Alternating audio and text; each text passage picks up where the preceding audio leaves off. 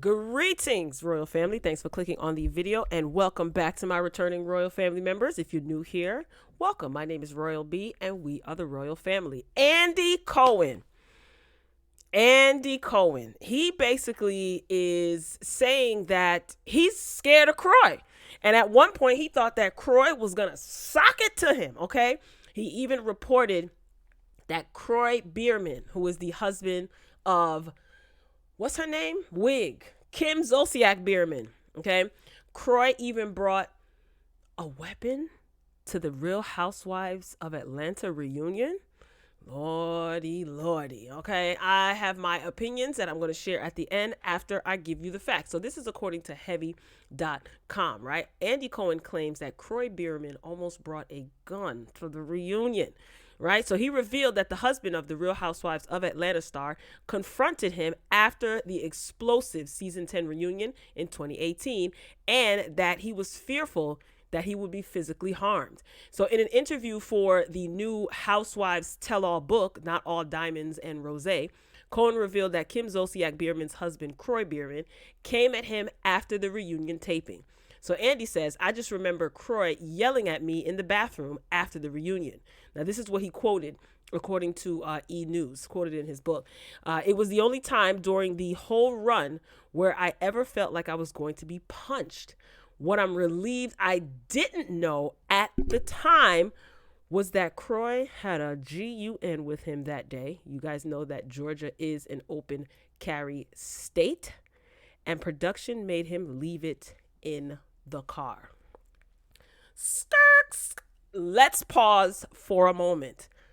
What goes on at the tapings of the Housewives reunions, specifically Housewives of Atlanta reunion, that would warrant this man bringing a GUN to the reunion? I understand that Georgia is an open carry state, but you know that you're going to the taping for the reunion where there's going to be a stage full of women and most likely their spouses and significant others. Who were you bringing that for? Who did you need protection from? It certainly wasn't Andy. Andy got goons with him. I don't like these.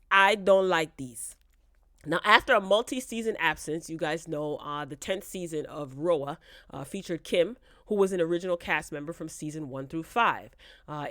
She came back as like a friend of the show role, right? But her return was anything but friendly. Now, according to E! News, Kim was accused of being a racist after calling her co-star Nene Leakes' house a roach nest. Can I just go on record and say that roaches are not exclusive to any race of people? I get it. I get socially we've been, I guess, conditioned to believe so. But you could be from anywhere, any ethnic background, and have roaches. Y'all remember that from Jamie Foxx? Get out of my house. Buddha bye-bye. Okay. At the end of the reunion, Kim confronted Andy Cohen for his negative line of questioning toward her. She said, Andy, how much can a person take? There wasn't one positive question for me. This is what Wig said to Andy. Y'all remember that? She also slammed her co-stars for accusing her of being racist. And she said this whole racism thing in this day and age is BS. Y'all remember that? I just shook my head when I saw that. I said, Kim is really delusional. What's really in that cup? It can't just be cheap gas station wine. It's got to be something heavier in that cup. Anyway, she goes on to say, every one of those mother bleepers on that couch owes this world a bleeping apology for that racism-ish. Now, after Kim reiterated that there wasn't a positive question asked of her, Andy Cohen set her straight pretty much by telling her that there was nothing positive in her story for that season and that it was all combative. Remember when they backstage, they had that altercation, I guess, when Kim stormed off the stage because she was being pressed on the couch about her questionable comments that season, and she couldn't take the heat. So Kroy wanted her to leave, you know. So what was Kroy gonna do? Like if Wig was backed into a corner, where he was gonna pull out the strap and start like what? Like why did he have a gun? Anyway, Andy Cohen then goes on to say, you know, after that explosive behind the scenes, you know, blow up that Wig had, he said, I think she's done. He said, Kim walked out of that reunion and I said, yeah, I've seen the last of that Wig at these reunions. I'm not laughing. I shouldn't be laughing because I don't like Andy Cohen. I've been saying that. People tried to warn y'all about that Andy of the Cohen. Okay.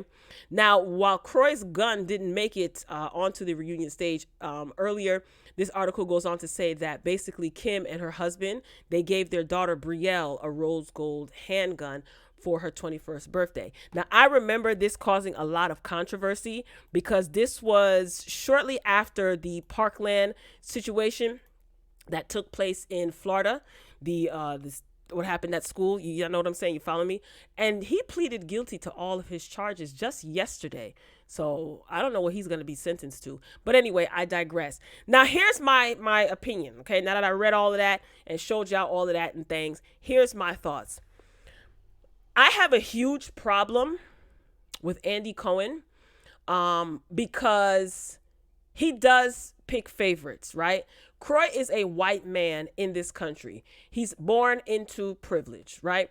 Whether people want to accept it or not. Kim is a white woman born into privilege in this country. Doesn't matter if she had humble beginnings in the beginning. She's a white woman. So when she had all of that smoke behind the scenes, right? Not for any of the women on the couch. She said things like, what other white woman do you know would sit on the couch with 4 or 5, however many it was, African-American women, as if she's some brave warrior, that needs to be rewarded. See, she was upset because Andy pretty much couldn't save you. You were very combative and you had questionable behaviors and people were tired of it. And for you to say things that like racism doesn't exist and that's BS, and that's extremely insensitive. So my whole thing is, you are who you marry. To some degree, right? So it seems as though you and Kroy actually have probably the same views as it pertains to any sort of discrimination against a particular group of people. Put it that way. I don't want to keep using the R word over and over again, right? For him to feel it necessary to bring a strap to a reunion where women are going to be glammed up, dolled up, Now, what if it did make it into the reunion? Then what? Yeah, I have a huge problem with this. And the fact that this is just coming out now, years later, lets me know that Andy Cohen ain't bleep because you tried to keep this under wraps. Did you guys know? Let me speak for myself. I didn't know this until just a few days ago when this article came out. And it seems like a lot of things are being revealed, and like Nene says, you never win when you play dirty. Why would you try to keep that under wraps? Yes, that was the last reunion that Kim attended.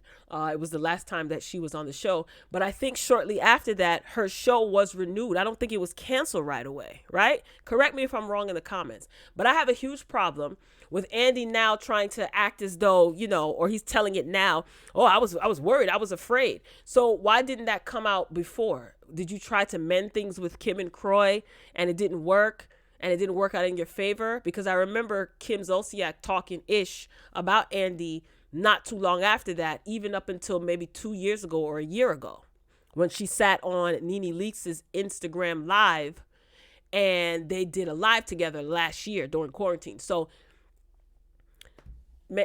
listen, plenty of people have tried to warn everybody about this Andy Cohen. He is shady. He is shady. He is shady. And before I even started recording this video, I saw that Candace Dillard has an issue with Andy Cohen. Trust me, I'm going to dig into that, and I'll probably be back to talk about that. But I just wanted to swing through and give you guys, I guess, the 411 on this. I don't know. This is very, very disturbing that Kroy felt it necessary to bring a strap. He actually tried to bring it into the studio, and they had to convince him to leave it in the car. Convince him? Can you imagine if Nene would have done that? Can you imagine if Peter Thomas would have done that? Or Todd would have done that? It wouldn't have been any convincing. They probably would have asked for them to be removed from the premises. Okay. So yeah, I look at all of them sideways like I've been doing. I don't care that Kim was cool with Nene from the first season. I never cared for Kim and I didn't trust her. All right. And I couldn't stand her even the more when she had her quote unquote assistant. That's what they're calling it these days. Sweetie. No, thank you. No, thank you. But you guys drop down in the comments and share your thoughts and let me know what you think. Like the video if you liked it. Consider subscribing to the channel. Or if you just want to watch another video, click on the video on the left. I love you for watching. And as always, until next time, peace.